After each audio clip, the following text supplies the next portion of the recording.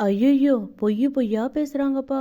தமிழக வெற்றி கழகத்தின் தலைவரான விஜய் சில தினங்களுக்கு முன்பு இஃப்தார் நோன்பு நிகழ்ச்சியில கலந்துட்டு இருந்தாரு. இந்த நிலையில ஹைதராபாத்தை சேர்ந்த ஒரு பயனரின் எக்ஸ் தள கணக்குல பதிவிடப்பட்ட ஒரு வீடியோ சமூக வலைதளத்துல வைரலாச்சு. அதாவது விஜய் இஃப்தார் நோன்புல கலந்துகிட்டதன் விளைவாக அவரது அலுவலகம் இடிக்கப்பட்டதாக குறிப்பிட்டு அந்த காணொலியை பதிவிட்டு இருந்தாங்க. இப்படி இருக்க அந்த செய்தியின் உண்மைத்தன்மை குறித்து ஆய்வு செய்து பார்க்கும் போது அது தவறாக திரிக்கப்பட்டிருக்குன்னு தெரிய வந்தது. காரணம், விஜய் கலந்துகிட்ட இஃப்தார் நோன்பு நிகழ்ச்சி மார்ச் 7ஆம் தேதி நடந்திருக்கு. ஆனா வைரலான இந்த வீடியோ பிப்ரவரி மாதமே எடுக்கப்பட்டது. அதாவது திருவள்ளூர் மாவட்டம் பத்தியால்பேட்டை பகுதியில நெடுஞ்சாலைத்துறைக்கு சொந்தமான இடத்துல ஆக்கிரமித்து கட்டப்பட்டதாக திருவள்ளூர் மேற்கு மாவட்ட இளைஞரணி சார்பில் கட்டப்பட்ட தமிழக வெற்றி கழகத்தின் மாவட்ட அலுவலகம் நெடுஞ்சாலைத்துறையால இடிக்கப்பட்டதாக அந்த செய்தி பிரபல செய்தி ஊடகங்கள்ல வெளியிட்டிருந்தாங்க.